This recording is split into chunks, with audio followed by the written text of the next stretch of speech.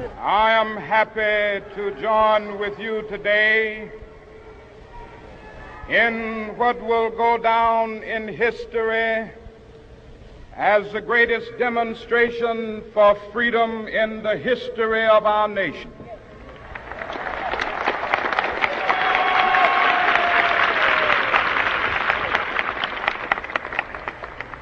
Five score years ago, a great American in whose symbolic shadow we stand today signed the Emancipation Proclamation. This momentous decree came as a great beacon light of hope to millions of Negro slaves who had been seared in the flames of withering injustice. It came as a joyous daybreak to end the long night of their captivity. But 100 years later, the Negro still is not free. 100 years later,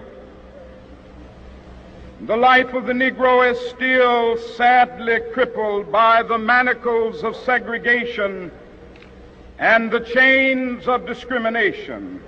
100 years later, the Negro lives on a lonely island of poverty in the midst of a vast ocean of material prosperity. 100 years later,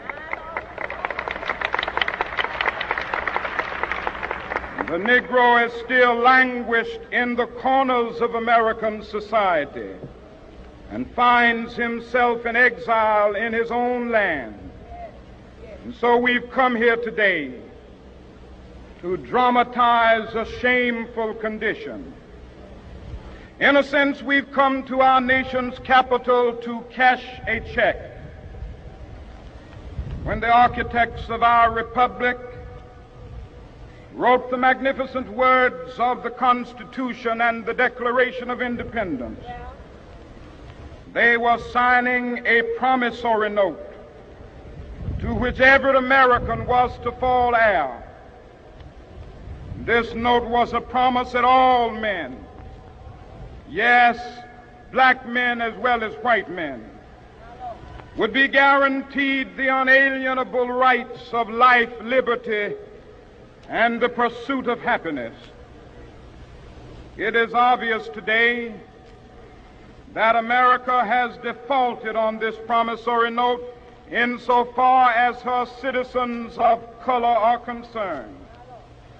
Instead of honoring this sacred obligation, America has given the Negro people a bad check, a check which has come back marked insufficient funds.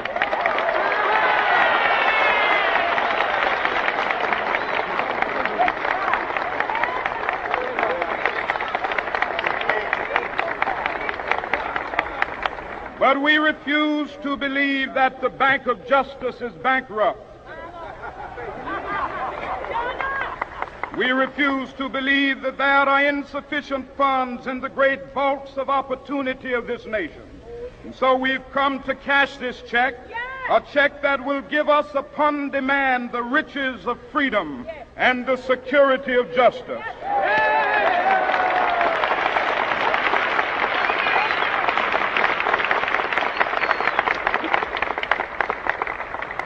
We have also come to this hallowed spot to remind America of the fierce urgency of now. This is no time to engage in the luxury of cooling off or to take the tranquilizing drug of gradualism.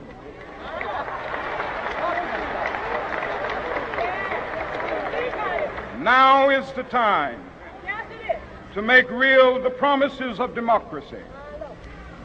Now is the time to rise from the dark and desolate valley of segregation to the sunlit path of racial justice. Now is the time. to lift our nation from the quicksands of racial injustice to the solid rock of brotherhood. Now is the time to make justice a reality for all of God's children. It would be fatal for the nation to overlook the urgency of the moment. This sweltering summit of the Negro's legitimate discontent will not pass until that is an invigorating autumn of freedom and equality. 1963 is not an end, but a beginning.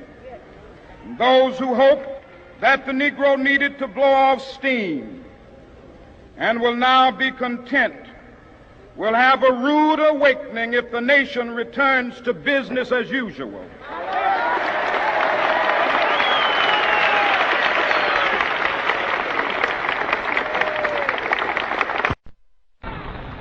There will be neither rest nor tranquility in America until the Negro is granted his citizenship rights. The whirlwinds of revolt will continue to shake the foundations of our nation until the bright day of justice emerges. But that is something that I must say to my people who stand on the warm threshold which leads into the palace of justice. In the process of gaining our rightful place, we must not be guilty of wrongful deeds. Let us not seek to satisfy our thirst for freedom by drinking from the cup of bitterness and hatred.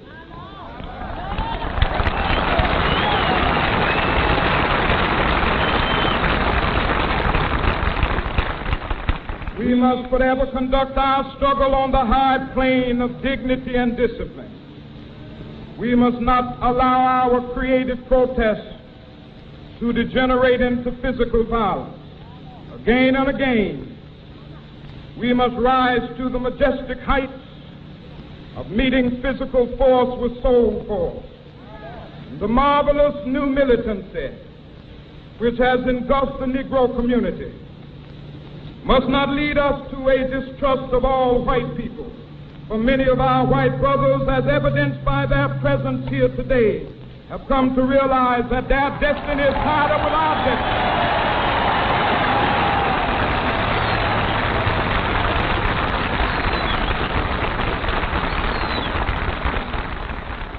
They have come to realize that their freedom is inextricably bound to our freedom.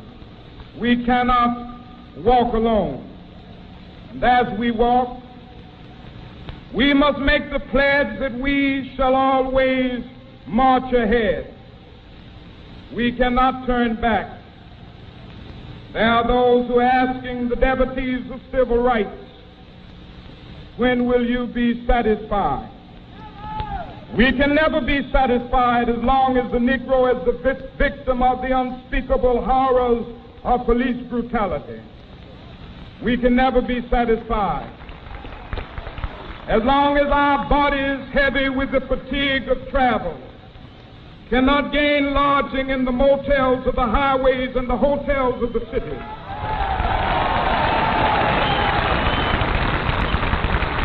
We cannot be satisfied as long as the Negro's basic mobility is from a smaller ghetto to a larger one. We can never be satisfied as long as our children are stripped of their selfhood and robbed of their dignity by signs stating for whites only.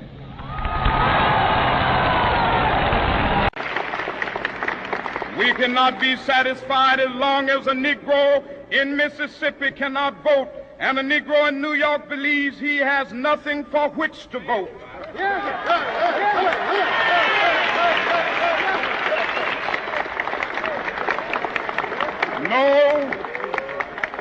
No, we are not satisfied, and we will not be satisfied until justice rolls down like waters and righteousness like a mighty stream.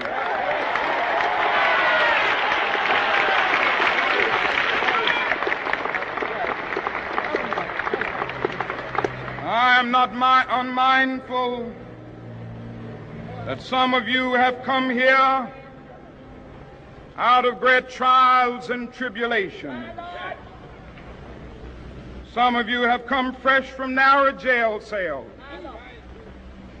Some of you have come from areas where your quest for freedom left you battered by the storms of persecution and staggered by the winds of police brutality. You have been the veterans of creative suffering. Continue to work with the faith that unearned suffering is redemptive. Go back to Mississippi. Go back to Alabama. Go back to South Carolina. Go back to Georgia. Go back to Louisiana. Go back to the slums and ghettos of our northern cities, knowing that somehow this situation can and will be changed. Let us not wallow in the valley of despair. I say to you today, my friend,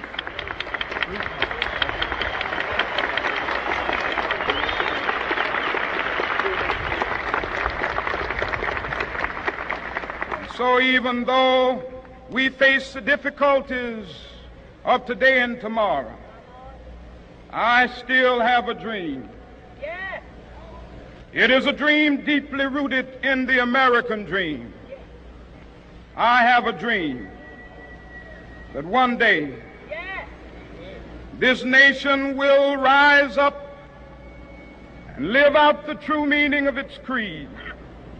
We hold these truths to be self-evident, that all men are created equal.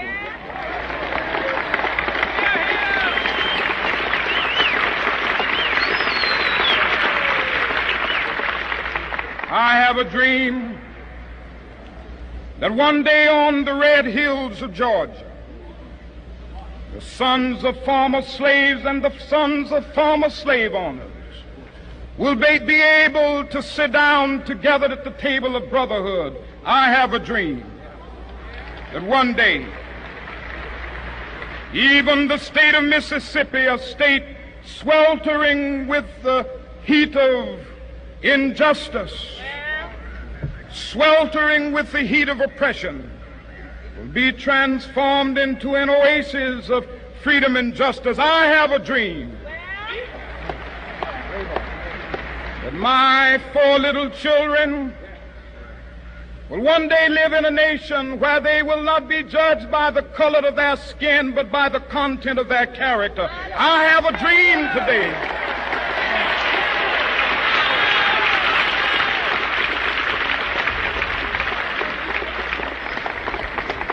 I have a dream that one day down in Alabama, with its vicious racists, with its governor having his lips dripping with the words of interposition and nullification, one day right there in Alabama, little black boys and black girls will be able to join hands with little white boys and white girls as sisters and brothers. I have a dream today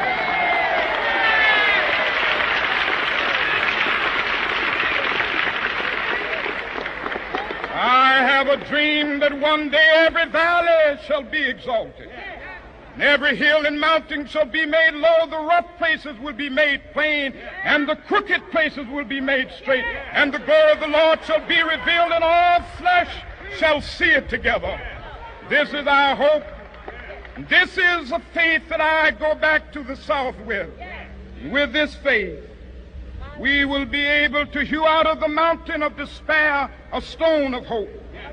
With this faith, we will be able to transform the jangling discords of our nation into a beautiful symphony of brotherhood. With this faith, we will be able to work together, to pray together, to struggle together, to go to jail together, to stand up for freedom together, knowing that we will be free one day. This will be the day.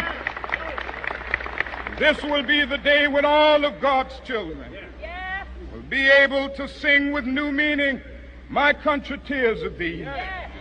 Sweet land of liberty, of thee I sing.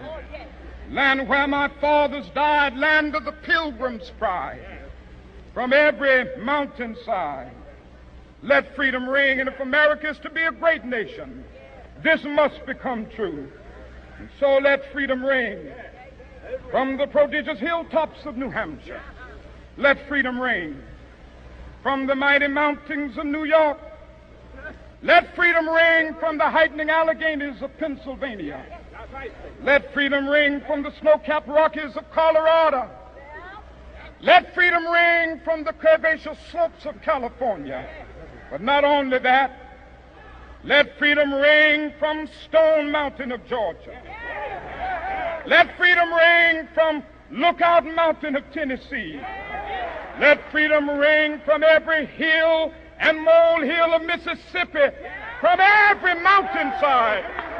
Let freedom ring, and when this happens, and when we allow freedom ring, when we let it ring from every village and every hamlet, from every state and every city, we will be able to speed up that day when all of God's children, black men and white men, Jews and Gentiles, Protestants and Catholics, will be able to join hands and sing in the words of the old Negro spiritual, free at last, free at last. Thank God Almighty, we are free at last.